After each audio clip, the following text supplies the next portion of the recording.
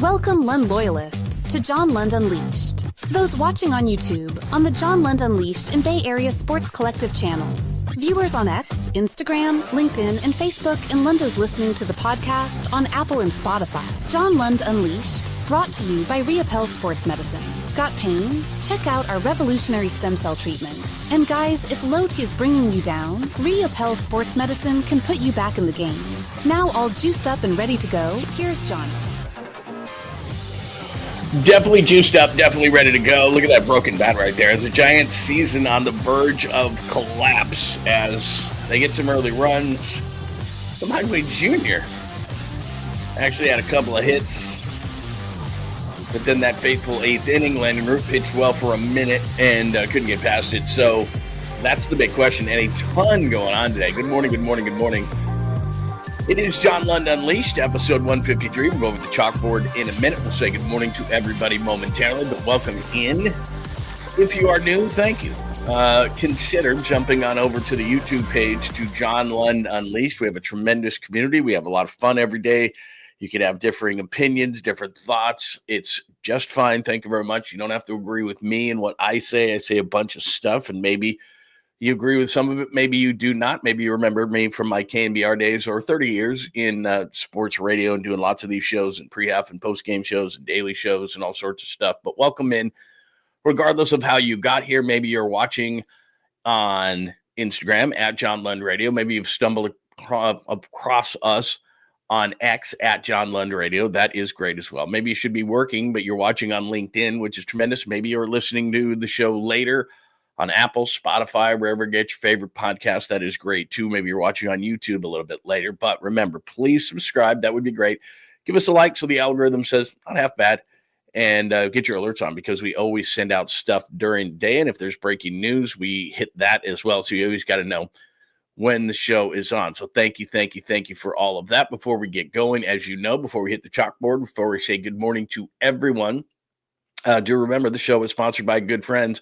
And you can see right there, I've kind of put a NASCAR version down below there, but that is the logo to Dr. Jeffrey Reapel and Reapel Sports Medicine. You can click right on there in the QR code. I just was talking to my wife this morning, and again, she says this every day, because if you have so much pain like she had in her shoulder and her elbow and her foot, every morning that you don't have that pain, you're like, this is awesome. And unsolicited to me, she just came up to me and went, man, this is so cool that I'm feeling great today. And normally she would ice in the morning and all those kind of things. But because of Dr. Reapel and the stem cell procedure that she's had a couple of them now with Dr. Reapel. And Dr. Reapel was one of the first in California to do stem cell. She's feeling great. So a lot less pain with the shoulder, the elbow. She can walk around a lot better than she was able to do. I told you this before.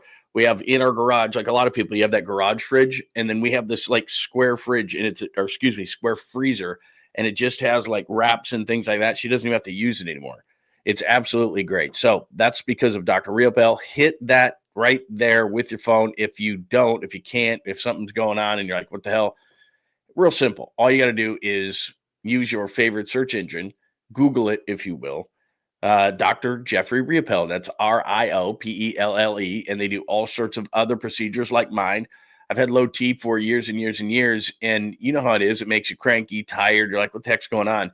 You got low T. You do a quick blood test, and then they get you to the level that you should be, and then you feel better like I do. You have energy.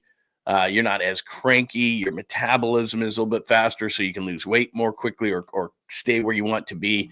It's just a great thing, and I've been doing it for years, but I discovered about a year ago, Dr. Reapel, and he does the quick blood test, and then it lasts. The procedure he does, it lasts for like 4 months at a time. You don't have to go in and get weekly shots like I used to have to do. So Dr. Jeffrey Reapel, check him out, and they do all sorts of other procedures. He is the fine sponsor of the program, and you can see that pair of legs down there. That is Dr. Jeffrey Reapel. Do remind you throughout the show that you need to get that done. You want to start feeling better, and like I said, all sorts of other great procedures that they do. Dr. Jeffrey Reapel. Look it up if you didn't hit that QR code. All right, it is episode 153, the Giants season on the brink. We'll talk about it, especially the eighth inning. I love Bob Melvin. He has treated us well through the years, whether he was with the A's, and we were the flagship there, whether he was with the Padres and they were going through that rough season. At the end, he came on with Papa and I every single day. He was great. He has been very nice to my son. I like Bob Melvin personally, but when things happen and you scratch your head, you just have to say stuff, and we will today. Bryce Eldridge is starting to really swing it at Double-A, and you can go Double-A to the majors. Could they be that desperate that they might need him? Got a little news on Bryce Eldridge as he homered, and then there's another prospect list out, so we got to talk about him today. The closer role gets changed. You could see that coming for a long time with Ryan Walker's mental issues coming to the forefront, and Camilo Duvall pitching the way that he has. That's, to me, whatever. We'll get more into that. I mean, it's a big story, don't get me wrong, but really it's the sticks. The bullpen is the least of their worries. 49ers 11th, I will explain that. Seth Walder's a friend of mine and it was great on our show on many occasions. And he did a list with his analytics and where he put the 49ers and why. Robert Saleh, I got something to talk about with Robert Saleh today. OKC on the Verge. They just blew the hell out of Minnesota last night. And a lot of people are trying to equate that to what happened to the Warriors and could they have beat Minnesota with Steph and all that. It's not that. It's OKC is that good. And they are not only on the verge. I'm not saying they're on the verge because they're going to the NBA Finals. They're on the verge of a long Spurs Warriors type run with Sam Presti running the ship if they don't screw it up. So we'll explain that as well. Where was this Minnesota team? I'll explain because a lot of people are hitting me up going, could they have beaten them if they had Curry? Still didn't like the matchup, but we'll do that. The Knicks will test my theory because I don't believe that Oklahoma City and Indiana are going to go to the NBA Finals. It would be the lowest rated NBA Finals of all time, and there's a lot of money there if New York, the number one media market in the country, and the most TV sets in our country, gets to the NBA Finals, but they are down 3-1, so that's not good. I'm still confused by TNT. Not only did I talk about it yesterday, but I put some shorts out yesterday about it. They're not dying. The show isn't ending. You know, all of our favorite shows. I just brought up Sopranos when I was talking about that in my shorts yesterday. But whatever your favorite show is, you're bummed out, man. You're like, oh, man, that Netflix show ended or this show or that show or whatever. It's not ending, man. And it's not going to some TV network that we can't find. It's going to the worldwide leader in sports. It's going to be easier to find. The question is not, oh, my gosh, it's ending, or oh, my gosh, we're so sad. It's, will Disney screw it up? Sorry, guys, got to have Screaming A on. Sorry, guys, got to have Kendrick Perkins' dumbass on. Like, then it's over. That's when it's over. Like, we can have a funeral when Kendrick Perkins goes on. We can have a funeral when Screamin' A goes on. But for right now, if ESPN leaves it alone, which that's not what big networks are really good at, and corporations in general, if we just tweak it our way, you just ruined it. You know, they buy out things. This is less about TV to me and more about what corporations do, which corporations will take this great product, right? It could be food. It could be, you know, whatever it is. And they buy this place, right? They buy a restaurant, they buy a recipe, they buy a spatially sprocket, it doesn't matter what it is. And they think, you know what, we can just make it that much better. And then they screw it up. It's like, no. It's really good. It's really, really, really good. Don't screw it up. Don't touch it. And then they can't help it because they have these giant egos of these presidents and they think to themselves, we can't just leave it alone. We got to put our company's spin on it. No, you don't. No, you don't. Your company's spin is not scripted. Like, look at your pathetic pre, half, and post outside of Bob Myers or when you have Mike Malone on it. Now, and again, well, I shouldn't say pathetic. That maybe is too strong of a word. Malika Andrews is absolutely great. But when it's Screaming A on one end and Kendrick Perkins on another, and they should just be on the daytime shows. They shouldn't be that adjacent to the actual product, whether it be the NFL, the NBA, or whatever. And that's what I'm talking about. Just leave well enough alone. And they've never been able to figure it out. They've tried everybody. You know how many iterations of pre, half, and post ESPN has gone through, and they cannot find the chemistry that TNT has. And they just won't be able to resist screwing it up. Now, you can have a funeral at that point. No problem. I get it. Have a funeral at that point, but not now because they haven't done it yet, although I'm very, very skeptical.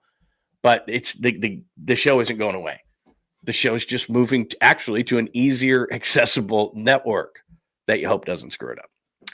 All right, good morning to everybody. Good morning, good morning, good morning. By the way, even though I went on that last rant right there, I'm in a great mood. I'm just feeling great today. I told you this, I'm past it almost. Today's Thursday. Hang on one sec. I'm almost past the cranky fasting part of the week. I've been doing this like 3 or 4 days. I don't eat past 8 o'clock, and really I don't eat past about 6 o'clock. And then I don't eat till noon. So I'm doing like the 16 or 18-hour fast. And for the first few days, you're like, but today I feel good. This is the first day where I woke up and I'm like, not hungry, feeling good. Everything's great. So anyway, good morning. Good morning. John is here this morning. John Joseph. Good morning, Catalina and Pine Needle. Skills. We got to get to that dream. Joy is always yep, you're right. Joy. Enrique is here this morning. AJ, great turnout today. Christian, if you don't know what I'm talking about here, Pine Needle is here. Danny, good to check in with you, my friend. By the way, I'm going to be in your neck of the woods this weekend. We're on remote tomorrow for the Friday edition of the show, and I'm still deciding if we're doing a Saturday show. It just depends. But we're going down to Arizona. We have business, and I got stuff I got to do down there this weekend. So we'll be on tomorrow. We'll just be using the remote equipment tomorrow, which everybody loves. I'd love to do it from outside, although it's going to be like 5 million degrees. The Nutter is here this morning. That's always a positive thing. So good morning. Good morning, Hurley Bird. Good morning to you. It is Jeff. Good morning. Good morning. Good morning. It is great to be here today, and there's a ton going on. If you're wondering what I'm doing, where I'm getting these names from, they're all in the chat room on John Lund Unleashed on YouTube. So come on over. Say hello, hang in the chat room. You can just watch the chat room. You don't have to participate, but it's a great group of people. We have a lot of fun conversations about sports and other things, and it's another bonus of the show. Now, if you're watching on X or Instagram or something, that's fine too.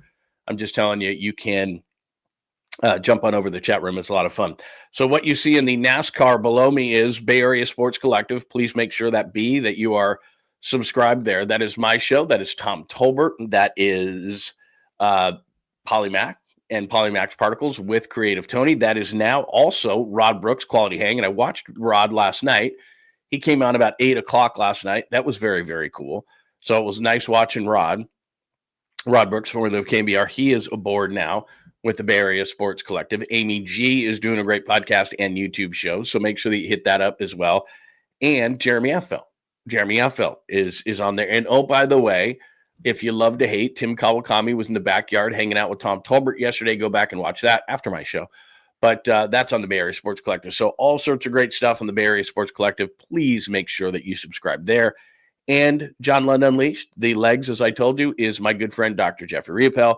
You can click on that QR code, and right away, you can just, boom, right away, you are subscribing to the channel. And there is I'm testing this out, this NASCAR thing that I'm doing here. That is the cover of today's show, is the Giants season collapsing with that broken bat, episode 150. Let's get to this because Giants season on the brink. And early on yesterday, we're all excited, right? I wasn't even off the air on the show yet. And somebody had hit up in the chat room and said, Lamont Wade Jr. got a hit. And I'm like, I don't believe that. So, of course, we go back. I get off the air quickly. I go back to the beginning. And sure enough, Lamont Wade Jr. gets a hit. Now, I'm not going to grade these, but yes, I am. The right fielder made a horrible play for it, dove for it. Actually, should have actually caught it on his feet, but that's okay. We'll take it. Lamont Wade Jr., I'm sure, has hit enough hard balls and got robbed where a right fielder takes a bad angle or a bad trajectory to the ball, and there you go. Lamont Wade Jr. gets a hit, and he even got a blooper later on, and maybe this gets him going. I doubt it, but fine. So they're great. Rom, an absolute rocket to left field. You're up 3-0. Landon Roop is pitching great. Has continuing his May, and he's pitching amazingly well. And then all of a sudden, the tires come or the wheels come off for Roop. Randy Rodriguez has been so great, especially with runners on base and not allowing those inherited runners to score. He gives up a hit, and all of a sudden the Giants find themselves behind 4-3. And you're thinking to yourselves, and remember, the key number for the Giants is 4. That's what it is. They win about 70% of their games, 75% of the games, if they score 4 runs. And so that's the big key. So you're sitting there, can they get one more? Can they get one more? Can they get one more? And then that brings us to the 8th inning. And let me just pop this up because it thoroughly confusing to me, this whole thing by Bob Melvin and what he did here. So John Brebbia, the old Giants, pitching for the Tigers. Adames reaches on catcher's interference. We weren't sure if he got hit or whatever, but anyway, goes through and he reaches on catcher's interference. Does a great job on the bases on Lamont Wade Jr.'s single to left, but it was kind of a bloop. And Adames just kept on going. And they throw it through to third, and Wade goes to second base. So they're second and third, and there's nobody out. Here's where the confusion starts. I know Sam Huff is not a great hitter, and I know that Patrick Bailey's a switch hitter, so put Patrick Bailey in the game. Patrick Bailey's a great defensive catcher. We all know that. He's not a great hitter, and that sure as hell isn't a great hitter right now. He's the worst hitting catcher in baseball. I don't like Sam Huff. I told you this yesterday. I'm not a big Sam Huff guy, but you know what? Sam Huff's in the game. Patrick Bailey has had many, many opportunities to knock in some key runs this year. Hasn't done it. And hasn't had really good at bats, to be honest with you. If you want to nitpick a little bit here and you say, okay, a guy's had good at bats, I've got a gut feel, like I get it, right? And when Bob Melvin came aboard, when Buster came aboard, it was less about analytics and more about feel. And so maybe it was just Bob Melvin, because in the past, I'll give him credit, in the past, Patrick Bailey, despite the way he has hit in certain seasons, he comes through in big situations and has. So I get it to a certain extent, but he's having a horrible season. So I get it. Right on left. I understand. I know the analytics. I get it. But Patrick Bailey's been terrible, right-handed, left-handed, cat in the hat, whatever the case may be. He's just been bad. So why not just have Sam Huff hit? I mean, that was my thought. And this is not in retrospect. This is not hindsight's 2020. I was screaming at my TV, why are you pinch hitting with Patrick Bailey here? He hasn't hit well all season long. So what does Patrick Bailey do? He flies out to left. Not only does he fly out to left, he doesn't even have an at bat. He flies out to left on the first pitch like, It's like, dude, work the pitcher, relax for a minute, get a feel. You're just coming off the bench. What are you doing? So, of course, a weak fly to left field, and there's guys on second and third. You're one run down, and again, the words lie here. It was a soft fly ball to left on the first pitch. And it was just a pop. It was just beyond the shortstop. So there's no way that Willie Adames can score. Second and third, no out. Now it's second and third, one out. And they've seen one pitch, and it's this lazy fly ball to left field and a fucking horrible at bat. Sorry. But it's a joke. And Patrick Bailey should not be pinch hitting in that situation. I don't care if it's right, left. I don't care. All right. Sam Huff should have hit. I don't care. Bailey's not a hitter this year. And it's mind blowing that he went with that situation. Mind blowing. And then you get to the second guy, and it's Christian Koss, who I'm just not a big fan of. I think he's a 4A player. I don't know why he's on this team. He should be getting it back to AAA. And I get it. Oh, these guys are taking it. You have Tyler Fitzgerald sitting on the bench. You have Tyler Fitzgerald right there sitting on the bench. Why are you hitting Christian Koss there? If you go by logic, and this is where, again, I'm not an overly analytical guy, but if you go by logic here, it seems like he's going by gut feel here. Because I get it, you're going right, left with Patrick Bailey, even though Patrick Bailey stinks, and I don't agree with it. But that's what you did. I get it.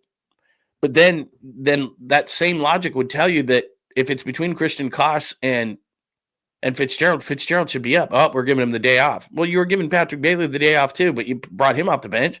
So why not take the same logic that you just used and put clearly Fitzgerald's a better hitter. I don't know if he does anything, but I know Koss isn't, and he strikes out swinging. And then Yastrzemski, who's starting to do this, we were waiting for it. He's like, ooh. And we're like, oh, my God, Yastrzemski's having a year. We knew this was coming. I'm not surprised by it. I'm not upset by it. But, again, just a weak grounder to first. Neither of those at-bats were anything. It was Patrick Bailey, first pitch swinging with a lazy fly, not even to left. It was just barely beyond the shortstop, so you can't score. Koss tries to do a safety squeeze early in that at bat, ends up striking out. And Yastrzemski's starting to go down to the mean, and it was just the most unharmful, easy little trickler to first base. And those were the three at bats when you're down 4-3 in the eighth inning. It was pathetic. It was awful. And two of those three at bats, I questioned Bob Melvin. I don't know why you're pinch hitting Patrick Bailey. He can't hit. Christian Koss, I don't know why you're not going to Fitzgerald in that situation or anybody else. Christian Koss is one of your worst hitters, and he's inexperienced. And then Mike Yastrzemski, like I said, I like Mike Yastrzemski, but I know what he is. So what you're starting to get now is Mike Yastrzemski starting to struggle. Your first baseman, I don't care if he got 2 hits last night. What's he hitting? 173. I'm sorry, it's still terrible. Your second baseman's giving you no power. Willie Adames got on because of catcher's interference. He's not making anything.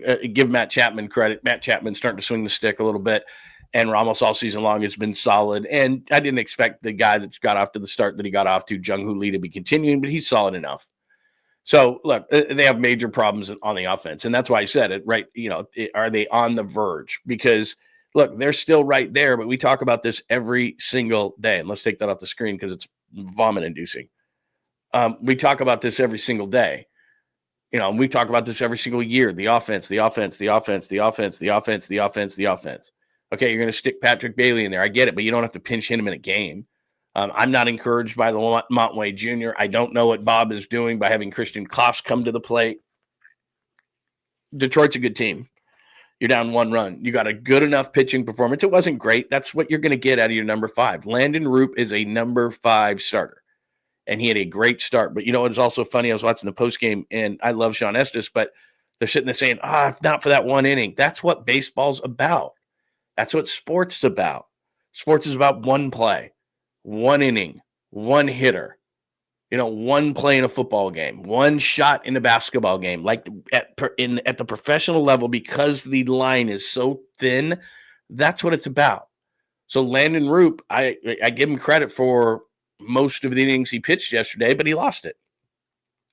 And then what's unfortunate about it is that the bullpen is really, really good, the best bullpen in baseball right now, but they've got to be perfect, and they're not going to be. I've been telling you that all season long. The wheels are going to start to come off. Randy Rodriguez is really, really good, but you can't expect Randy Rodriguez to come into every situation and not allow any inherited runners to score. So Randy Rodriguez had to go into the game yesterday in a tough situation and be perfect. And I'm sorry, he's been great this year, but he's not going to be perfect every single time. So to a certain extent, he let him down, but that's going to happen throughout a season. So that happened, but he's got to be perfect. And Landon Roop's got to be perfect. And they get 3 runs, and then the faucet gets shut off, and they can't score anymore. 2nd and 3rd, 8th inning. He sends up Patrick Bailey as a pinch hitter who has a horrible at bat. He sends up Christian Koss after trying to a safety squeeze. If you're going to go with some gimmicky safety squeeze, then doesn't that tell you that Christian Koss shouldn't be up there? And maybe, just maybe, you should have went somewhere else with that at bat. And then, like I said, Mike Yastrzemski got off to a great start. I know what Mike Yastrzemski is. I'm not pissed off about it. I knew that he was going to go like this. I knew what he was going to be. We know what he is. He's a really, really, really good defensive right fielder who could play all of the outfield positions and would be an amazing 4th outfielder on a really good baseball team. But you got to do better. And we're going to start to see that too, is that Mike Yastrzemski is going to go to the mean. And I'm going to start looking at that going, okay, well, if you're not going to do anything about first base, then do something about your right fielder. He'd be a great 4th outfielder. He really would. He's a really good defensive player. He could still probably get 400 bats. You can play him in center sometimes, give Jung-Hoo Lee a break. You can play him in left sometimes. You can play him at right. You can DH him sometimes. He can get enough at bats. But if you're not going to upgrade first base and you can't find somebody there, then you better start looking at outfielders. You got to do something about this offense. You cannot sit here, given that you've given the division to the Dodgers already, and you're going to start going up against all these teams. Detroit's a really good team. Don't get me wrong. They're a really good team, but that you were good enough yesterday to win with some decent tweaks that your manager did not do. That's what it came down to. Anyway, that 8th inning was terrible. All right, we're at Bryce Eldridge at some point. Let me give you a little video here because this will get you all excited. And I'm not, I don't know where Bryce Eldridge is in his rehab. He was injured. He hit that first home run in spring training. Everybody got excited. I've also been told that he's a liability at first base defensively. So anybody who thinks they're just going to stick him in at first base, he would DH and Wilmer Flores would play first. But it's not beyond, to me, the realm of possibility that he could come up this year. This is what he did yesterday at AA Richmond. It's crushed way back over to right field. De La Cruz at the wall. It's over his head and gone. Bryce Eldridge leaves the diamond again. Leaves the diamond again. He's got 9 home runs on the season. He's still rehabbing. I'm not saying he's ready to go. I have no idea what's going on with him.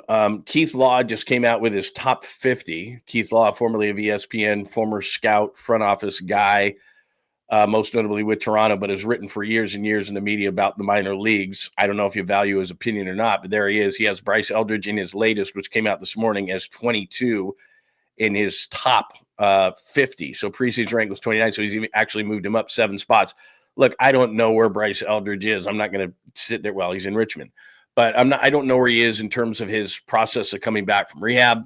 My AA pitching and major league pitching is totally different.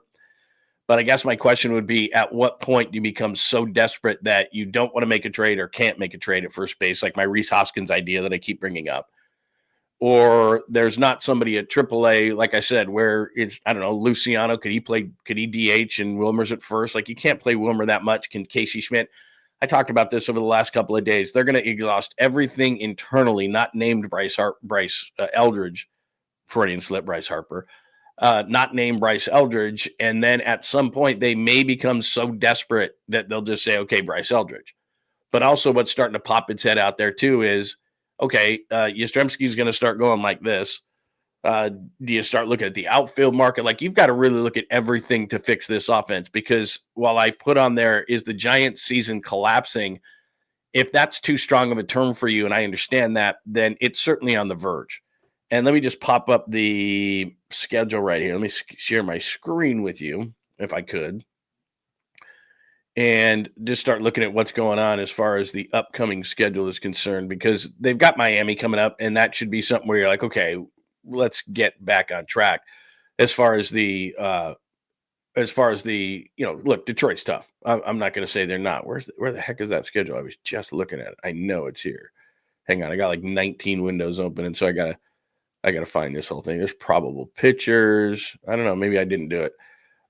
Just because I don't want to let you down completely. There's your probable pitchers. So Kyle Harrison to be determined, Robbie Ray, Hayden Birdsong. Again, I'm looking at the pitching and I'm going, this is good enough. Let's see what Kyle Harrison does. I'm excited about that. Robbie Ray, I was giving my friends grief in Seattle about that Mitch Haniger trade. Awesome. Hayden Birdsong, I think for every time he goes out there, he's going to get better and better and better and better. But the bottom line to the whole thing is, and I can just tell you the schedule because I know it off the top of my head. So you've got Miami coming in, then you go home. And then it becomes the Padres. That's going to be really tough. You have Atlanta. That's going to be tough. You have Colorado, so you get a bit of a respite there. But then the Dodgers come.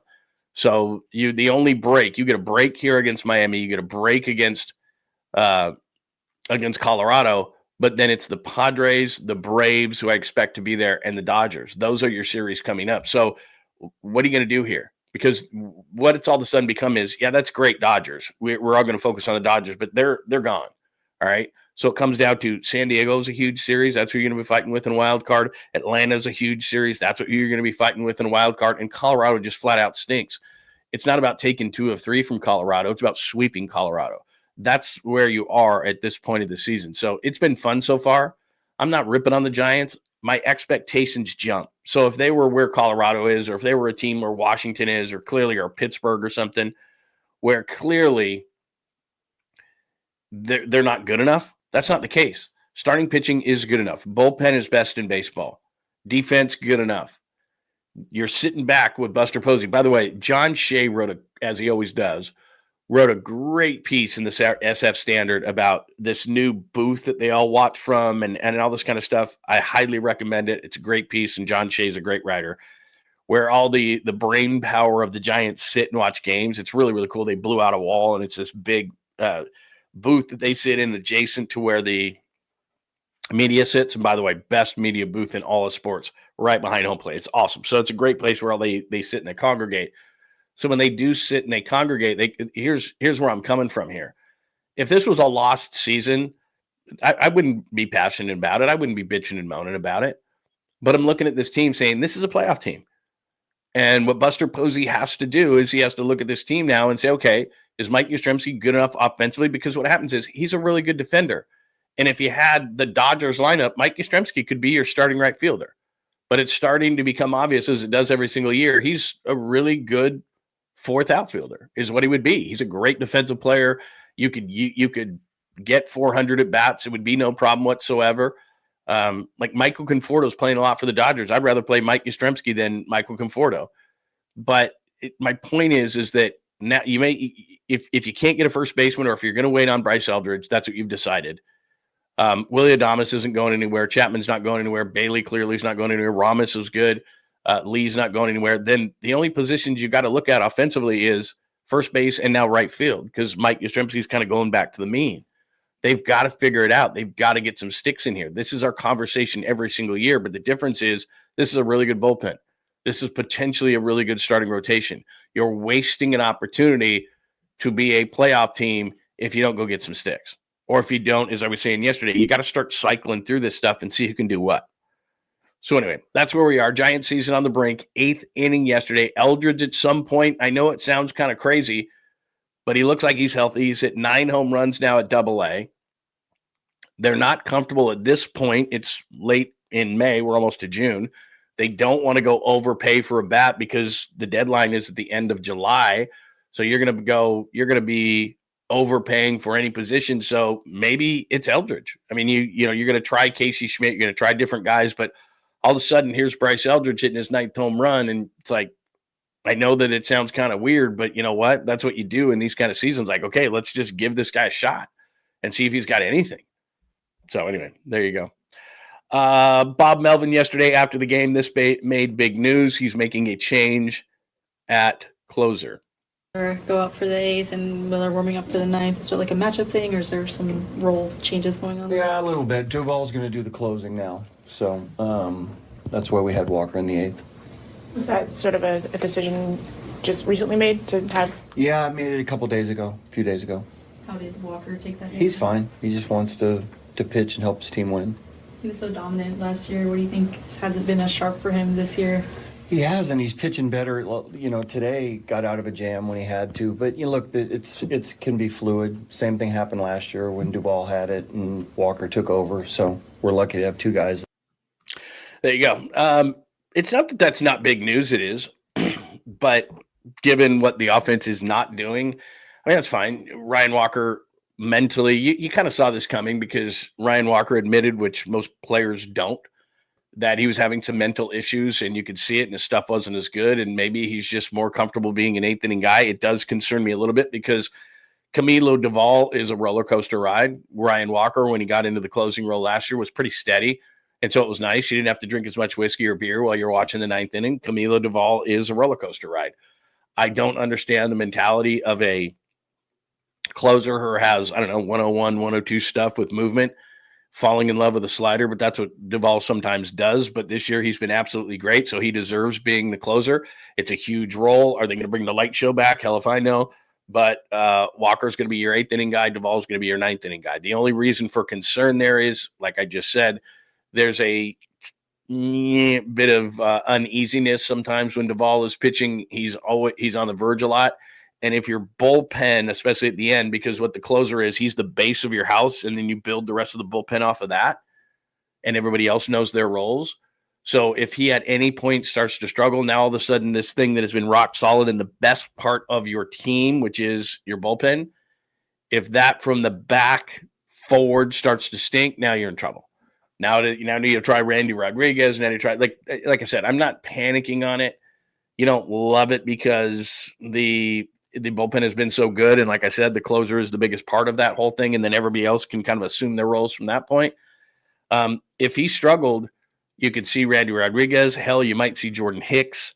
And then he'd be throwing, 100 and something. So they've got a lot of depth in that bullpen. I'm not overly concerned, but anytime you make a change like that on a part of your team that has been the most solid part of your team, you just got to kind of watch it. That's all I'm saying. I'm not worried about it. I'm not panicking about anything. I'm just saying for right now, just put it in the back of your mind that all of a sudden, if Duvall starts to struggle, they're going to have to start screwing around and figuring out roles. And this has been the best part of their team. So that's all I'm saying. Keep an eye on it. But for right now, not a huge thing. All right. So that's what's going on as far as the Giants are concerned. Episode 153, Giants season on the brink. The offense, again, they get 3 runs and then the 8th inning happens. Bob Melvin's got to take some responsibility for that. Eldridge, at some point, will they get that desperate? I think they might. And the closer situation just changed. Duvall in the 9th, Ryan Walker in the 8th. Any questions, comments, thoughts? Somebody out of Kevin Bacon, by the way. There's a new show out on, is it Apple? I mean, it's like a 5 show series, and it's got Kevin Bacon as the multi-billionaire father. Good show. We just finished watching it. What else do we got as far as the Giants are concerned? Anything on the Giants? All right, let's move on to the 49ers. Now, this is kind of interesting to me. Here, let me get this off the screen here. This is kind of interesting to me. So a few things on the 49ers as they will actually have access today to the players. And for OTAs, today will be the first day of access. So Kyle Shanahan's going to speak today. Players going to speak today. I will have a whole recap of that either later today, depending.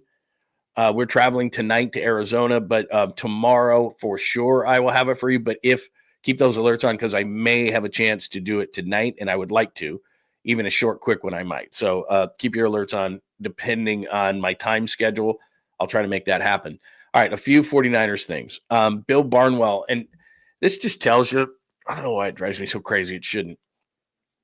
I should just relax. But the local media does such a great job when it comes to the NFL versus the national media because this is Bill Barnwell, and he did a whole piece on all 32 teams, so I don't expect it to be intricate. But he's talking about retooling and rebuilding and all these things for the 49ers. You can see the difference between rebuilding and retooling is that while doing the former, a team expects to continue to connect. The 49ers connect, blah, blah, blah, blah, blah. They're not retooling and they're not rebuilding. They're doing neither of those things.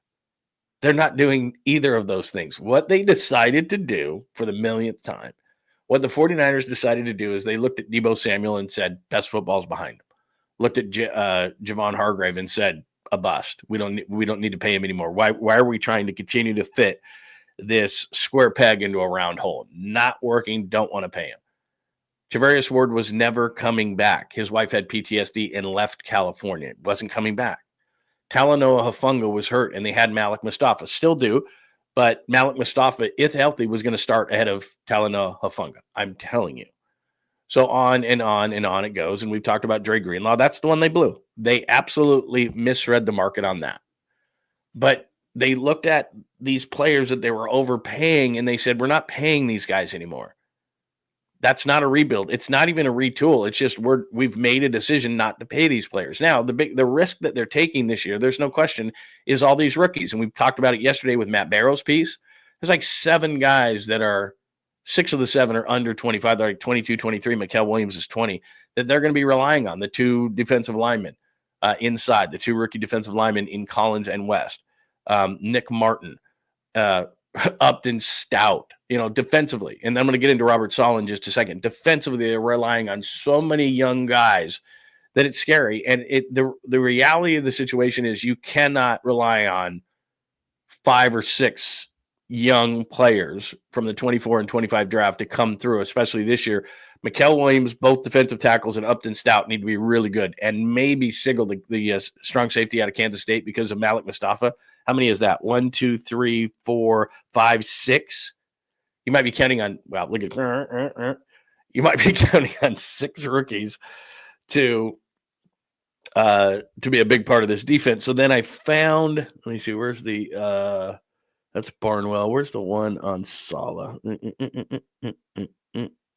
Oh, so this might have been ESPN. This might have been NFL Network, but they were talking about the best thing that every team did in the offseason. That leads me to Robert Saleh. So it says here, like the way the 49ers became less emotional with its contract decisions, that would have been my thing, is that they got Kittle, they got Brock, and they got Warner done, and they didn't wait till July, August, or September. But he says the big move to bring Robert Saleh was, as defensive coordinator stands apart, Saleh gives San Francisco a true head coach of the defense after the team ran through 3 coordinators in 3 seasons on that side of the ball. Huge. The current defensive talent isn't as good when when Saleh filled the role, blah, blah, blah, blah, blah, but San Francisco couldn't have landed a better fit. So my question in this situation is, as I read that, I thought to myself, how much can he help? Because you got 3, like I said, you got 3 rookie defensive linemen that need to start or be a big part of this thing. Mikael Williams has got to be great. So do the 2 defensive tackles.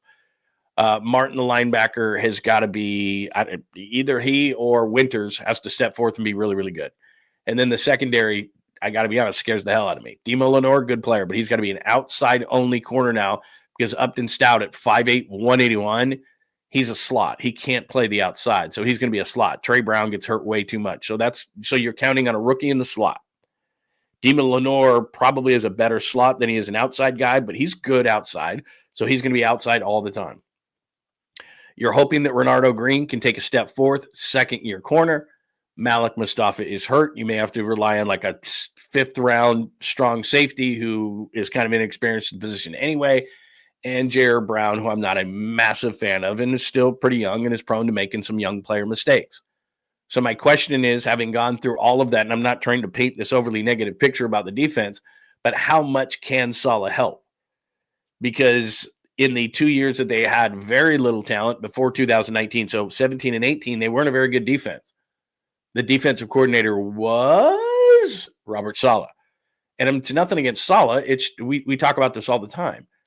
I don't care how talented a coach is. If you have shitty players, you're not going to be very good. Now, you might Saleh might elevate bad players to this, like that much.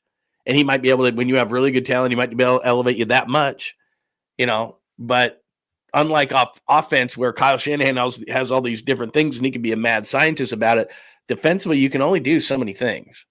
You can mix and match. You can change what they do, core philosophically. You can change a few things like that, but they kind of do what they do, right? I mean, that's just what they do. So I'm not saying it was a bad hire. I think it's an awesome hire. But I think it's going to be an awesome hire when these guys are good and Robert Saleh can take them to great. Can Robert Saleh take potentially 6 rookies, and Chris Kuceric and the staff that they have here, can they take potentially 6 rookies who are going to have major roles? And in Mikael Williams' case, he's going to have to start. And one of those defensive tackles, either West or Collins, they're going to have to start. And both of them are going to have to play major snaps. And Nick Martin's going to have to play a major role. And I don't know what they're going to do at strong safety. I think they're going to pick up a veteran there. But Upton Stout, everybody's talking about all these great things, and he's feisty, he's this and that. Look, he went to Western Kentucky, and he's 5'8", 181, and he's got to play the slot, which is one of the toughest positions to play in the league. Don't let anybody else tell you otherwise. Outside corner is easier than the slot because they can go every different way. And against, like, let's play Seattle, for example. Jackson Smith and Jigba and Cooper Kupp can play in the slot. Both of those guys. They're going to play the Rams. Rams are going to look at it and go, we can put Puka in the slot. Arizona is going to go, okay. I mean, look, Marvin Harrison doesn't play in the slot a lot, but I mean, they've got guys who can do it. But if they've got a rookie that's 5'8", 181 out of Western Kentucky, guess what? Guess who the number one target is going to be on the 49ers defense? Well, it's probably going to be Nick Martin.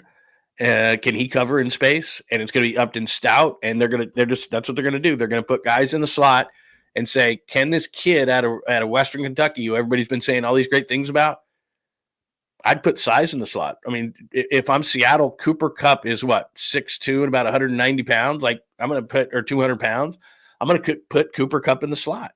And I'm going to use size. Arizona used to use Larry Fitzgerald in the slot. Like, it's not just anymore. It's not just the quick guys that are going into the slot, the smaller, quicker guys. They do that. But if they've got a matchup advantage size-wise, they'll put size into the slot. And that's what they're going to do against this kid. And that's what I'm talking about. And he's going to make mistakes. That's what rookies do. So I go back to, I love that Robert Saleh is the defensive coordinator of the 49ers, but he's not going to tackle anybody. He's not going to sack anybody. He's not going to knock any passes away. He's not covering anybody. I don't know. I think it's great. I love it. That was the best move they could have made. It is going to improve the defense. He can take it from here to here, but is it going to be from here to here or here to here? That's the difference to me. All right. What else do we have? So, let me pop this up. So I like this guy. This guy's named Seth Walder. And again, analytics, you can say whatever you want about it, but he does the analytics, the FPI ratings for the 2025 season. And I was expecting him, and this guy's a great follow, by the way. And I do follow him. I don't know why it popped up that I don't, but I do. But he's got the rankings, basically, and he goes through the numbers. Eagles 1, Chiefs 2. That was the Super Bowl. I don't have an issue with it. Ravens 3. Okay. Lions really, really good. Bills 5. Commanders. I'll make a prediction right now. They just seem ready for a fall. That's a good team. Don't get me wrong. And I think Jaden Daniels is great. And I could be 100% wrong. I don't think Commanders is going to be 6, but we'll see. Bengals 7. They had a terrible start to last year. Packers 8. I think it's a bit high. Harbaugh's Chargers 9, bit high. Rams 10. I'd probably go higher with the Rams. But what's interesting to me is if you look at the NFC West, Rams 10, Niners 11, all the way to 21 for Seattle and 20 for the Cardinals. I would think Seattle's higher than that, and the Cardinals are about right. I just am not a huge Cardinals guy. But let's focus on the 49ers, obviously. That seems like a fair number for me. And what's funny about it is for all, especially the national media, panicking on the 49ers, and they did stupid things, and they didn't have a great offseason, and this, that, and the other. All of a sudden you look at it and you go, well, geez, they do have Purdy, and they do have Kittle, and they do have Warner, and they do have McCaffrey, and they do have Jennings, and they do have, they've got a lot of talent. They're going to score points. I've said that time and time, and they're going to score points. So for the 49ers to be analytically rated 11 at this point, and Seth Walder does a really good job, and he's a fun interview. I got to get him on. I think that's about fair. I don't know if you would put the Niners higher, lower, but I think that's actually maybe a little bit high. And I know that fans love – let me pop this off the screen. I know that fans love when the national media ranks them highly, gives them a lot of love. I'm the opposite. I like when the national media underrates my team because that's when I can sneak up on people like Washington this year. That's why I'm saying they have them 6. I like Jaden Daniels. We'll see. The Texans had a really good quarterback. His rookie year played well. Last year, kind of a slip back. What the league does is they say, okay, you had a great year. And Jaden Daniels has great composure, and he looks really good, and he makes good decisions. And now he gets Debo, which I don't know that that's a positive, but we'll see. And all these different things. But then you don't sneak up on anybody anymore. You're in with Philly. They're great. Dallas, are they going to be better? We'll see. At least Dak Prescott's going to be back. Is that going to make them a little bit tougher? I don't think the Giants are going to be any good. But the NFC is tough. And so where they sit and they say Washington 6, I think we'll see. I think teams will be geared up. I don't want it like if I'm a fan of a team, I don't want the media. Like if I'm a fan of Washington, I don't want the national media to put me at 6. I want them to put me at 26. I don't want the Niners. Honestly, I don't want the Niners to be at 11. I want all the national media going, oh, these guys, they're washed and they're done and they're old and they're this and they're that. Put me at 20, man. Put me where Arizona is. Put me where Seattle is at like 20 or 21. I want to be underrated. I don't want to be overrated. I don't want a target on my back. Having said that, though, what's funny about it is that the Warriors, as long as they have Steph Curry, will have a target on their back. Doesn't matter. So as long as the 49ers are the 49ers and they have those type of players that I just mentioned, plus Kyle Shanahan coaching them, no one will take that. No one will underrate the 49ers. No one that matters. I don't care what Screaming A thinks. I don't care what Dan Orlovsky thinks. I don't care what Mike Greenberg thinks. I don't care what anybody on Fox thinks. I didn't even know they had a network. But although they can sit there and yip yap, it doesn't matter. When the 49ers walk into a stadium, nobody underrates them. Because Kyle Shanahan walks onto the field, and so does McCaffrey, and so does Kittle, and so does Bosa, and so does et cetera, and so does Warner, so does Purdy, et cetera, et cetera, et cetera. Like there's this big debate, overpaid Purdy, underpaid Purdy, Purdy top 10, Purdy elite. Teams know. Because I've talked to the people that matter. They know. They walk into a stadium and they're taken 100% seriously. This team can beat us easily. Look at all the talent. Like they look across when teams are warming up and they go, damn, they got a lot of talent. So anybody who matters doesn't underestimate the 49ers. So that's probably reflective of that Seth Walder just put them 11th because they're coming off a 6-11 season. And yet, let me pop that up one more time. Or let me move myself, probably is what I need to do. Let's see, right there. Oh, it didn't pop up. I thought I was going to do something real fancy. There it is right there. To me, that's a 6-11 football team. Eagles, Chiefs, Ravens, Lions, Bills, Commanders, Chargers, Rams. Those are all playoff teams ahead of you, except for a couple. And then you're basically the highest rated of the teams that didn't make the playoffs. And look at that. I mean, Vikings made the playoffs. Bucks made the playoffs. Broncos made the playoffs. I mean, those were playoff teams. And yet there you are sitting there at 11. So that shows you the respect that, the rest of the league has. And then the yip-yappers can say whatever they want. But 11th, I was hoping they'd be a little bit lower, to be honest with you. Worse, however you want to say it. 49ers 11th, solid difference. We did. Any more thoughts on the 49ers? And again, let me recap that whole thing. They are talking to the media. OTAs talking to the media for the first time. And we'll get some of that together for you, and we'll opine on that. So we'll either do that as a separate show later on John Lund Unleashed on YouTube in the Bay Area Sports Collective exclusively, or we'll do that tomorrow on the Friday edition of the show. Oh, my God, today's Thursday, right? Friday edition of the show. So there you go. I'm going to flip to the NBA in just 1 second. Anything else on the 49ers that people would like? What are we talking about here? See, this is what I'm talking about in terms of the random stuff on the show.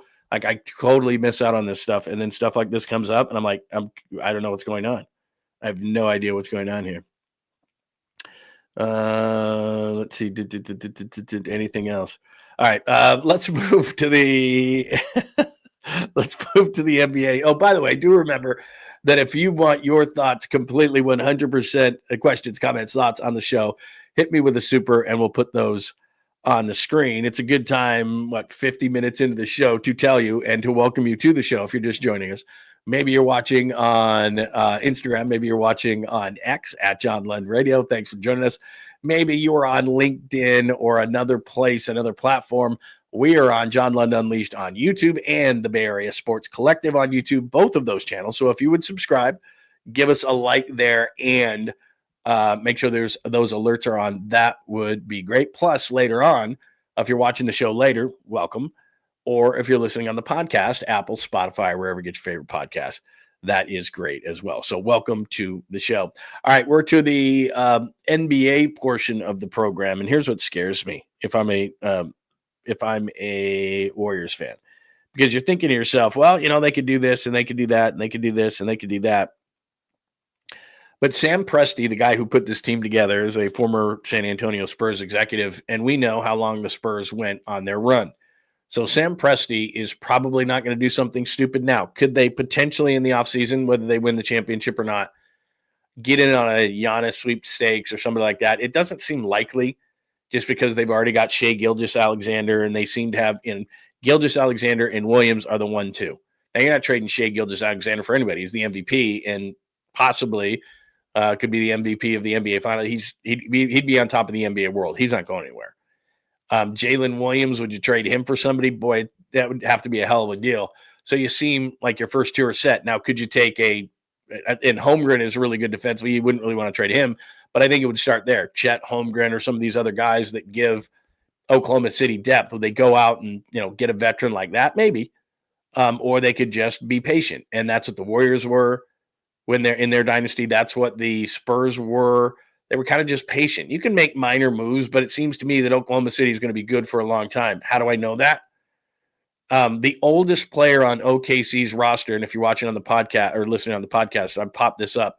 The oldest player on OKC's roster is Alex Caruso. It says the 98 Bulls average 32.1. It's a new day where young players thrive in pace and space era. It says the Gen Z takeover is here. 24.7 they are poised to be the youngest NBA champ in almost 50 years. 24.7 is the average age of the Oklahoma City player. So if they were to win this championship and get the confidence that comes along with it, I'm really big in that. They're already in the finals. Obviously, if they lose, it's still good for them to get that experience, but I don't think they're going to lose. The whole time I've sat there and thought, well, I think the Knicks could beat them. I don't think the Pacers can. Just matchup wise. So all of a sudden, Oklahoma City is going to be the NBA champs, and their average age is 24.7. So unless you screw this thing up, and like I said, Sam Presti was with the Spurs, and he's accumulated all these draft picks that they still have, by the way. And so they've got the ability to move around in the draft still, to make moves still, to look at it and say, okay, Shai Gilgeous-Alexander's our rock. He's going to be our number one. And Jalen Williams, unless someone were to blow us away with a deal for a real big superstar, he's our number two. Why would we do anything now? We just won a championship with this core, a young core. Why would we do anything now to try to speed up any kind of a process and bring in a superstar player who could, maybe cement more championships for us in the short term?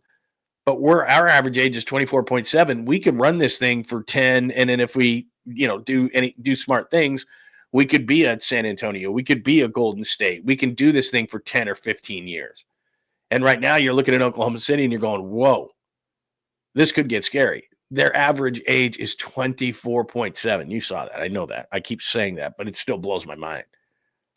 Poised to be the youngest NBA champ in almost 50 years, 24.7. So we could be looking at a team on the verge of one of these runs. Now, what does that matter? Great. Good for Oklahoma City. Well, it pisses me off because it should be Seattle's team, but whatever. They should have never taken the Sonics. But number two, you're the Warriors, right? And you're sitting here and you're going, okay, we're going to retool. We're going to bring in a big. We're going to use Jonathan Kuminga. We're going to get a big. Okay, we got said big. I don't know. Who's it going to be? Jared Allen, Miles Turner, whatever. Bobby Portis, Naz Reid, or they're just going to sign Brooke Lopez. I mean, whatever name turns your crank. Is that going to beat Oklahoma City? Is that going to stop this train that is starting to roll? Because what's going to happen is they're going to get a championship under their belt, and it just changes mentality. Now you got to knock out the champ. They've been there. They've done that. They don't have any question in their mind. Once the Warriors won one, it was like, uh-oh. That's what happens. Once San Antonio wins one, once you win a championship, it doesn't matter the professional sport. Once the Patriots won one, it was like, we know we can do it. We have the ultimate confidence in the back of our mind. So now you've taken the team with the most talent, and you've given him the confidence of having won a championship at that early age, and all of a sudden you're going, who's going to beat him? I mean, it's seriously, unless there's an injury, which always could happen, who's beating Oklahoma City over the next number of years? And that becomes a problem for not only, the Warriors, it's the rest of the league, but now the Warriors are like, okay, we're going to make one last run of this. We spent all this money, and we got Jimmy Butler, and we're going to go get a big in the offseason. We're going to spend all this money, and you're going to inevitably in the Western Conference run into Oklahoma City unless there's an injury. And they're going to get better, and they're going to get more confident. That's what's scary. Shai Gilgeous-Alexander is not as good as he's going to be. Jalen Williams is not at his peak. Chet Holmgren is not as good as he's going to be, et cetera, et cetera, et cetera. These guys are going to get better and better and better, and they still have the leverage of more picks, and they have the brains of a guy who's been part of a dynasty before. He was with the Spurs when they were doing these things. So he's not going to panic and go, okay, we won one, and now let's, overhaul the whole thing. Now, having said that, when Farhan's Giants won 107 games and then sat on his hands, you can't do that either. They didn't win a championship, but they won 107 games. The best time to get your team better is when you're really good. And then players are like, well, I want to go to Oklahoma City. Like, there's going to be now, and they don't have this now. They have guys like Hartenstein and things like that, but they don't have the guy going, hey, can I jump aboard this? That veteran guy who's going to help them. All of a sudden, it's like, I'll play a lesser role to go to Oklahoma City. So now you got all these young guys, and you're going to want veterans jumping aboard, guys who would never consider Oklahoma City. Like, I'm Oklahoma City. I'm not playing freaking Oklahoma City. You insane? But now they're like, well, they're a championship contender. The guys will go anywhere for that. Nobody really wants to play in Oklahoma City, but they'll play for that. All of a sudden, it's a veteran guy going, yeah, sure, I'll play for a vet minimum. I'll play for a mid-level. I'll play for now all of a sudden they get better. This is as bad, I think, and they're probably going to win the championship. This is as bad as Oklahoma City's going to be, because all of a sudden their guys have gotten that confidence. The young players, average age 24.7. That means you're not at your pinnacle yet. You're playing your best basketball at 27 or 28.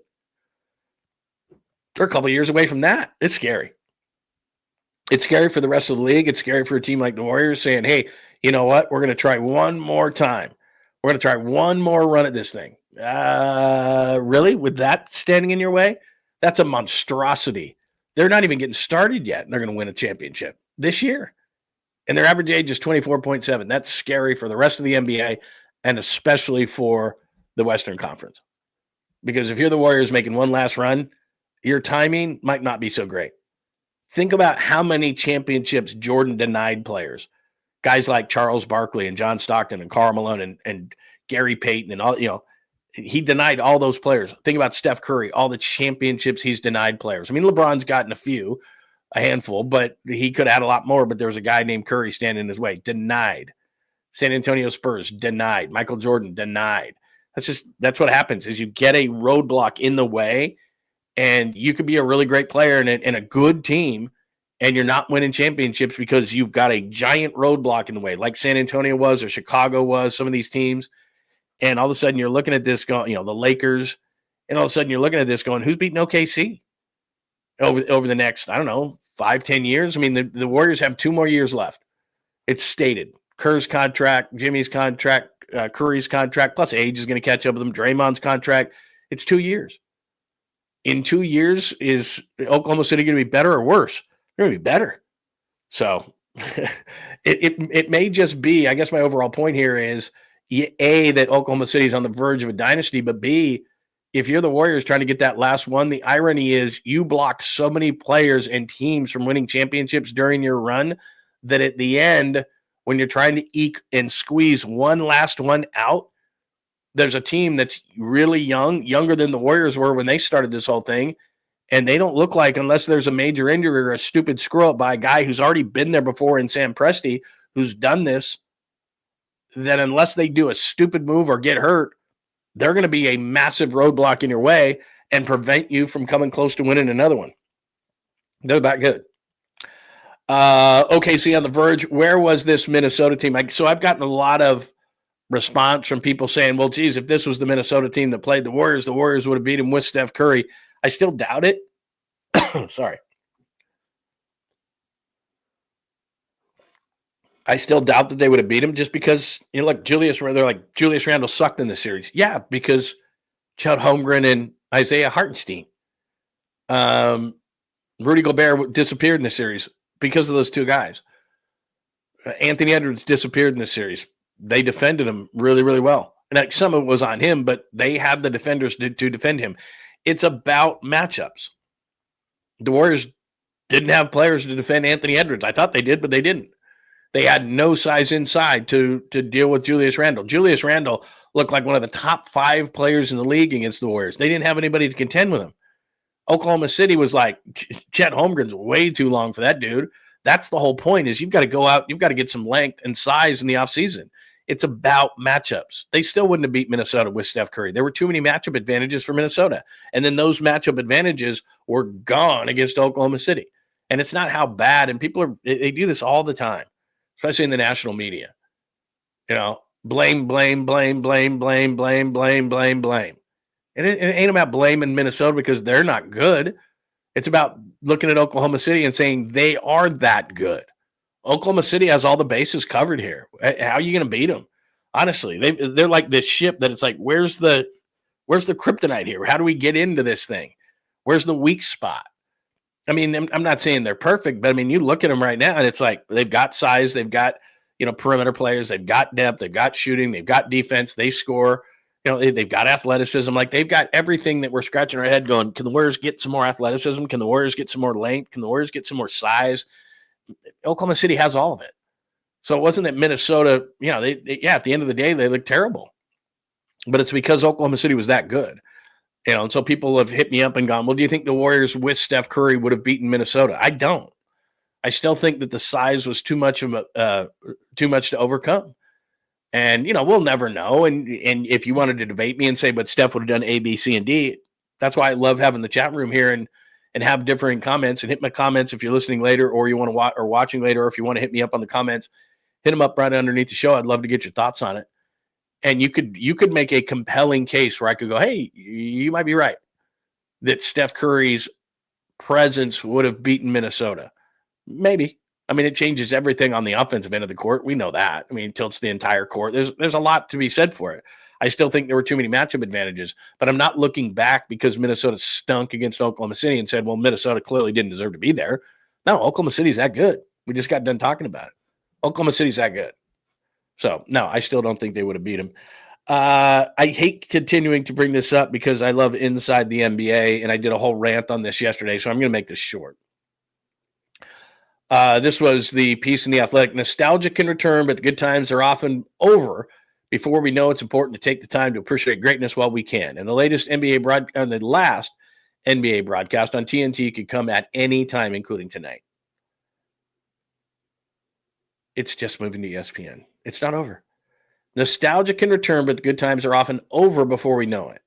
It's not over. Over? Did you say over? It's not over. It's moving to ESPN. That's all it's doing. That's all it's doing. I'm sorry. I don't mean to get so mad over it, but it's like, it's not ending. It's not ending. That whole thing, you don't know what you got till it's gone. It's not gone. Like everybody, there's all these pieces in The Athletic and all over the country, and people are talking about it and everything. It's like, it's moving to ESPN. And as I said yesterday, if you're concerned they're going to screw it up, that the mouse is going to screw it up, that ESPN is going to screw it up, then you've got a valid point. But if they don't touch it, then it'll be fine. But we all know what corporations do. Oh, I got this now. They'll buy something. They'll buy a recipe. They'll buy, restaurants. Oh, let's expand all these restaurants. Oh, we lost that, that field to that restaurant. It happens all the time. It happens in industry. It happens in restaurants. It happens in sports. It happens in, that's what I'm saying about Oklahoma City. As long as Oklahoma City doesn't screw it up, Oklahoma City's probably got a dynasty on their hands, but they could screw it up. The same thing with major corporations. ESPN could screw it up. All we want to do is put on Kendrick Perkins once a week. Done. All we want to do is put Screaming A on once a week. Done. Like that, it's that much. That line is that thin. I've been on shows that chemistry wise, you just know. You sit in there, those shows. You sit on those shows and you go, "This is it. This is gonna be big." I've been on those shows. And I've also been on shows where day one I'm going, oh my God, this is never going to work. I'm getting fired. Like that's what it is. Chemistry, just like any relationship you have in your life, you know it right away. And we know it. We're watching it. It's great. But it's not going away. I don't understand. I don't. Nostalgia can return, but good times are often over before we know it. It's important to take the time to appreciate greatness. Show's not ending. Just so you know. Show's not ending. Show's not ending. They could screw it up, but show's not ending. Random things. What other random things? Because I do have one sweet, clean family friend, the Caboose Pistol. Believe me, if that is your viewpoint that ESPN will manage to screw it up, that scares me to death. I shouldn't care. I have no vested interest in this show, but that's what's. Yeah, I hate it. That scares me. If that's your angle, cool. But if your angle is it's going away, never to return, it's like, no, it's not going away. Let's see. Eaton said it actually has seen me numerous times. They do it in Punk, and it's pretty funny. I don't want him on at all. I don't want him on at all. I just don't. I can't do it. You know my thoughts on Screaming A. I've said it a million times. I don't get it. I don't get it. I don't get it at all. He has changed what media is. I think it's sad. And I'm not a get off my lawn guy. I want to have a bunch of fun and everything like that. But every show he's on to me is worse. But I respect what he has done because he's making like $20 million a year and he found a way to do it. And somehow, I don't know who, it's like I said, it's like Britney Spears or any kind of pop star that I'm like, I don't get it. Like even Taylor Swift, like I don't get it. I'm not a fan. And so, but somebody's got to be listening. Like maybe their windows are up in their car. I always think that like somebody's listening to Britney Spears, somebody's listening to Taylor Swift, somebody's listening to Cowboy Carter. Like somebody is. It's not me. I don't get it. I don't understand it. It's like, who's doing this? Who's making these people huge? I don't know. Because he makes my ears bleed. His opinion is bought and paid for, blah, blah, blah. I've said it a million times. I don't get it. But I do respect him because the very fact that he's making $20 million a year, the research, and I've told you this a million times because I worked for ESPN for years, the research which ESPN does oodles and oodles and oodles of must tell them that he's popular. The ratings, the numbers, the everything. I think he's a joke, to be honest with you.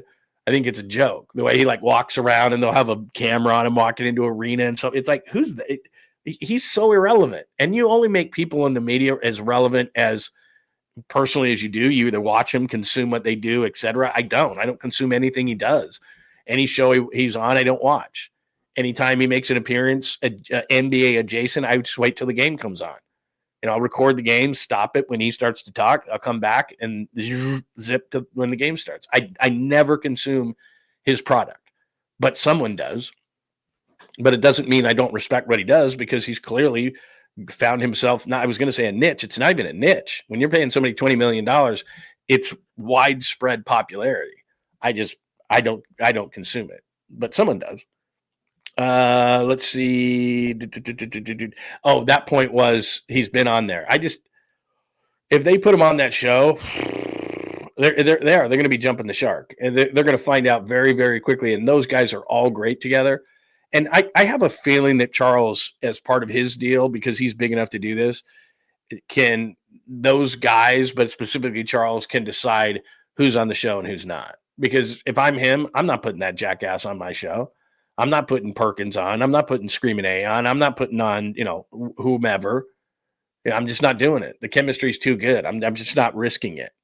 So who knows? I have no idea on that front. So like I said, if your concern is the show's going to get screwed up because ESPN's going to screw it up, that's valid. If it's stuff that's being written like this, I'm just like, what? Because I'm not romantic about TNT. I don't care. Like, whether a college football game on a Saturday is on ESPN or CBS or NBC, I don't care. Like, am I getting the game or not? Whether an NBA playoff game, and it does kind of matter, to be honest with you. I think that the TNT, like a Kevin Harlan called game, and I love Mike Breen, but I don't love the analysts on ESPN. Like, yeah, does that a little bit make a difference to me? Yeah, it does.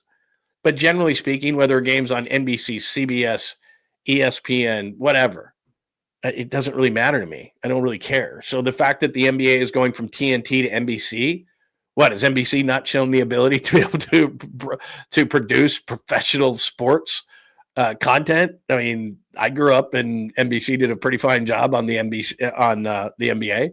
Other than having a dead guy as the voice of the NBA, that's a little weird, but I'll get used to it. I'll get over it. I mean, other than that, I don't expect it to be a worse product. I don't know who's going to call the games, but even if it's not as good as Kevin Harlan, and I find it hard to believe it will be, it's not like I'm not going to watch it. I might turn down the sound. I don't know. It's not going to make that big of a difference to me. I mean, honestly, whether it's on a certain network or not, like on a Sunday when you're watching the NFL, does it make a difference to you whether it's on ABC, ESPN, NBC, CBS, Fox? Like, does it? I don't know. Not really. I mean, we talked a lot about Tom Brady because it was Tom Brady's first year in the booth and people analyze Tom Brady, things like that. You might have a certain broadcaster that you like better than others. You might not like Joe Buck and Troy Aikman on, Monday Night Football. That's fine, but you're still going to watch. Is Sunday Night Football better? Is Thursday Night Thursday Night Football? I like Al Michaels. Kirk Herbstreit, I think, is a college guy, but again, does it make me not watch? I mean, people get mad when it's on Amazon or Netflix or something because they got to take an extra step. I get it, but you still watch the game. TNT, like I said, before TNT got the NBA, I said this yesterday. It's like, Roadhouse is on. Like, that's on TNT on a Sunday at 4:00 in the afternoon. That's what it used to be. So now that TNT is going to NBC and this show is going to ESPN, what the hell's the difference? Nothing. I'm going to watch the same thing, and it's not going to be any different to me. Anyway, I've talked way too long about that. All right, let's do this. I've got a sweet, clean, family-friendly caboose pistol, and I got to be honest, this is a new one for me. It's a weird one. So let me give you the sweet, clean, family-friendly caboose pistol open here, and this is how we end every show if you're new around here, and then we'll go out to the lines. And again, if you want to get any questions, comments, thoughts, hit me up with a super. Make sure you are subscribed. Get those alerts on, and please hit us with a like today. Here is your caboose pistol. John Lund Unleashed presents the caboose pistol. Wedged in the crack of her buttocks. Somehow, someway, Lundo thinks this is the best way to leave a final impression on you for the day. Go caboose pistol. Everybody has one. Did you say caboose pistol? I know some women who could hide a machine gun in there. Yeah. Leave me out of this, you weirdo. Here's John. Thank you, Dame. Caboose Red Bull. So, I don't know how you feel about energy drinks. I'll drink one every once in a while. I told you this. My doctor told me to stop. He said, what happened? They hit something? That was weird. Hopefully we're still in the air. I think we're still in the air. Yeah, I hit something weird, and that cut that thing rather abruptly. Yeah, it looks like we're still in the air, though. All right, so I don't know how you feel about energy drinks. My doctor told me that I got to stop drinking them. He said that drink a cup of coffee every day, which I have to have. And then I'm trying to replace energy drinks with water. It's just not the same thing, but I'm trying to chug as much water as I possibly can because I was chugging them at a pretty good clip. Celsius just came out with a cherry cola flavor, which again, no sugar, nothing. It's got all these things in it, and I'm not even supposed to chug those, but those are so good. But anyway, not a huge Red Bull guy. The flavor of Red Bull has never gotten me. Monster will do like an orange version, and again, all these are now sugar free. So when they first came out, you're chugging like, I don't know, 30 carbs, 30 sugars. It's like just drinking a big soda. So, I was never really into it. And then they went to the zero versions of it and like those and kind of got addicted to them like a lot of people did. But I've never been a Red Bull guy. Red Bull to me, in all due respect, tastes kind of like piss. And I don't know really what piss tastes like, but they don't taste good. They just have a weird flavor to them. I've never been really a fan of Red Bull, but this woman apparently loves Red Bull so much. She's so addicted to Red Bull. And it's like the full sugar version of it, that she got a code put on her arm that is the code that's on a can of Red Bull. And so that she loves them so much that she doesn't even have to put the can, when you do the self-checkout, which I don't know why you would do this, because the can's got the code on it and you can just put it right across the thing. But she wanted to get the Red Bull code on her arm because she loves it so much. And then now she can go through like self-checkout and she just puts her arm on the thing and it clicks like it's a Red Bull. Look at this fella trying.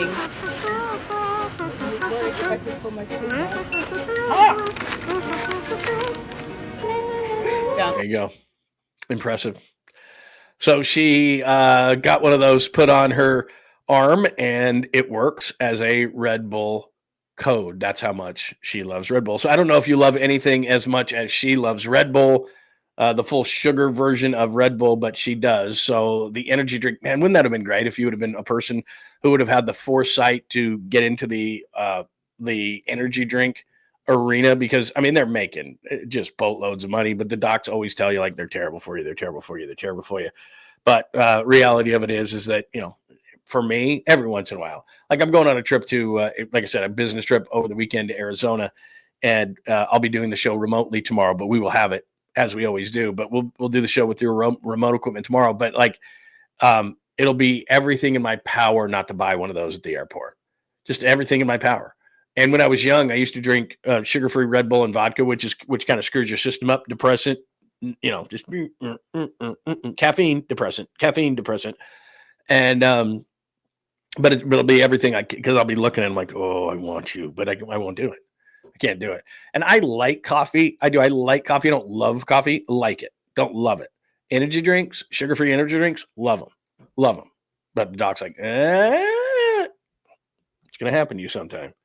Anyway, do you love anything enough? I guess my question is, do you love anything enough to where you might get a code on your arm so you can just go right through? Like, I got a code for that. Sir, what are you doing with your arm? Beep. See? I don't think so. Not Red Bull. I don't know. I don't know how Red Bull exists with all the good tasting energy drinks right now, but there you go. So that is your sweet, clean, family-friendly caboose pistol. That's what I mean. Rockstar's good. All these other ones have like flavors to them. And Red Bull's like, I mean, Red Bull does do the flavored ones, but the original pisses me off so much that it tastes so bad that I won't try them. I was like, nah, sorry, you screwed it up. You had a big chance. Didn't do it. Monster does that as well. Hard pass because of drinking Monster all night, during graveyard, during the day. Tried to tell them don't drink. Yeah, you got. If you don't drink it, that's good. Don't start. This stuff's so addicting. Let's see, what else do we have today? Is that it? Friday edition of the show on location tomorrow. I may do that. For a Friday edition of the show because we haven't done it for a while. I will not be available this week for Bottom of the Pint. Sorry about that. Because like I said, we've got a business trip and I won't be available for Friday night this week. So anyway, there you go. There's some stuff behind the scenes. All right. Great stuff today. Had a great time today. Episode 153, Giant season on the brink. 8th inning. That was confusing. Eldridge, maybe they'll get that desperate closer. It's Ryan Walker out, Duvall in. 49ers 11th, according to Seth Walder. How big of a difference for Saleh? OKC on the verge, which is not good news for the Warriors. Verge of a dynasty, I tell you. Where was this Minnesota team? Oklahoma City's that good. Knicks, they test my theory tonight. I said that they would not have two small market teams. We'll find out tonight. Too much TNT. Again, they're not dying. They're not going away. Random things and Caboose Pistol Red Bull. There you go. That is the episode 153. Do remember, before you get out of here today, please give us that like. That would be outstanding. Also get those alerts on because, like I said, the Niners are talking to the media today. So I will analyze those things, and the things that are said, we'll either do that today, later, or tomorrow. And what else? Just subscribe to John Lund Unleashed and the Bay Area Sports Collective. Thanks for watching today on X at John Lund Radio and on John Lund Radio on Instagram. Please consider coming over to YouTube, hanging out with us, and subscribing if you would. That would be outstanding. All right, make sure that you're on the Bay Area Sports Collective. We'll have more shows and more podcasts in the Bay Area Sports Collective. If you're watching later, that is great. If you missed some of the stuff we said at the beginning about the Giants, either go back to the beginning or I will post the chapters later and you can click them, but that's only on YouTube. And again, we'll put this up on a podcast if you miss some of it, Apple, Spotify, wherever you get your favorite podcast. Everybody have a tremendous Thursday. We'll talk to you on location for the Friday edition of the show. Thanks for hanging out with John Lund Unleashed. We'll try to be better next time, though I wouldn't hold my breath. Please like and subscribe on the John Lund Unleashed Pod YouTube channel. Watch live shows weekdays at 8 a.m. on YouTube, Instagram, and X. And make sure to have your alerts on for shows throughout the day or night. All things Lund can be found at johnlundunleashed.com. johnlundunleashed.com. Goodbye!